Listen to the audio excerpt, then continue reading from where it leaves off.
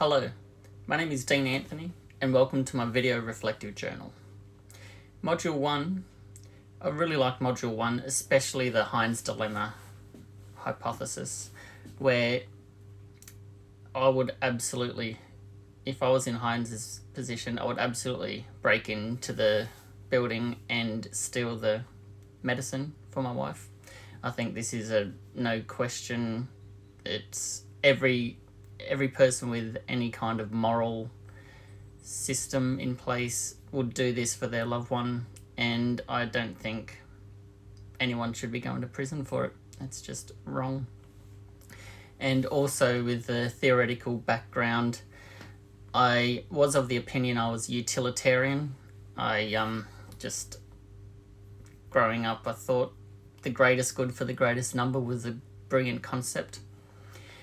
Reflecting on it now, it's probably a great political way to govern a large number of people, but for my own personal constitution, I'd suppose what utilitarianism leaves out is the small minorities who probably need their voice heard the most. So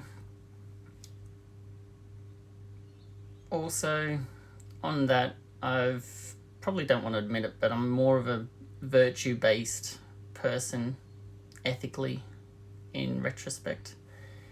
And that's my week 1 module reflect. Module 2, this was in week 2, we covered module 2 and 3 in the 1 week, but for module 2 we had 2 really good discussions in our weekly activities about the positive and negative financial impacts on the world that financial advising has. Now the positive impacts or the positive effects financial planning has on the world would be that the world, especially Australia, is so underinsured, and this underinsurance could cost everybody via the government giving handouts and whatnot. And also the positive impact of superannuation savings to lessen the burden on the government as well as everybody else. Now the negative impacts are reflected on how important FACEA Standard 3, the conflict of interest, is on the whole financial advisory industry. And along with that, the risks of the financial sector would be losing everyone loses trust in the financial sector, and we see another financial crisis, which nobody wants. Module 3 started off with the obligations advisors had to due diligence in retrospect to their best interest duty towards their clients. Diligence is one of the FACEA 5 values, and reflecting on this module, we did an activity where we had to discuss the importance and rank the 5 values, and I went into this discussion just hell-bent on honesty being the top, and listening to everybody's discussion, I probably switched my order 5-6 times, and there was a legitimate case from everybody in that discussion why each different value had its own importance and belonged on top, and I got a real lot out of that discussion. Module 4, there was a lot of reading in the content about personality types and their influence on decision making. The weekly discussion on biases was a great activity. The confirmation bias come up with respect to financial advisors, like if they picked the correct stocks the last 2 years, they're going to suggest to their customers, invest in these, I'm on fire. I can't recommend these stocks high enough. And also the speak up culture.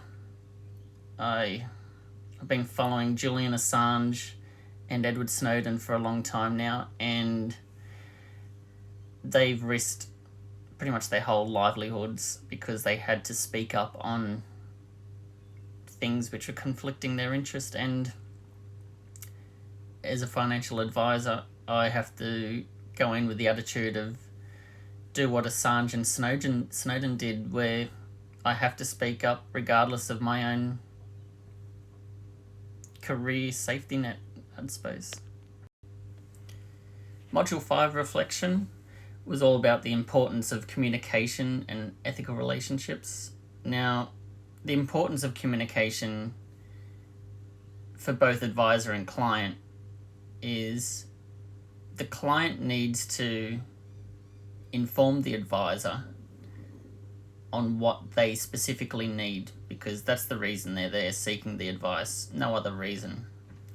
And then after that, the advisor, he has a duty to communicate what he has, information, what he's gathered, so he can then pass on the effective advice to the client. So it works both ways. And language is another important factor of communication in this aspect, where the advisor, although he is sought from the client to give technical advice, in expressing his recommendations or advice, he doesn't want to use too much technical jargon that the client may not understand. So language is also another factor in the important factor in communication process between financial advisor and client. Module 6 was about the FASEA code and the code monitoring bodies. The standards, like standard 1, follow the code. Standard 2, best interest duty. Standard 3, conflict of interests. Standard 8 was a big one on record keeping, where in regards to anti-money laundering and counter-terrorism laws, ASIC's role of monitoring the code. Standard 10 comes into that one with compliance, and just had a real enjoyable time in that activity, where we had to name the code standards in 3 words, no more. That was a bit tough at times, but made for an interesting discussion. And also the reflective journal example of the divorcing clients, from the perspective of the advisor. Honesty and trustworthiness. Just need to disclose everything, be honest and trustworthy with the client, and that's how you get through that. Okay, finally, Module 7, ethical investments and why financial advisors should recommend them.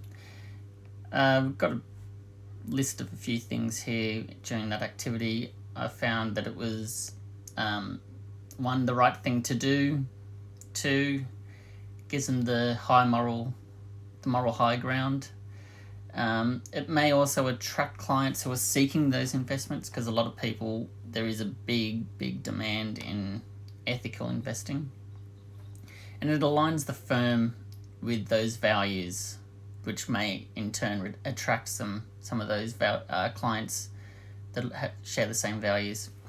And what are my investment preferences personally?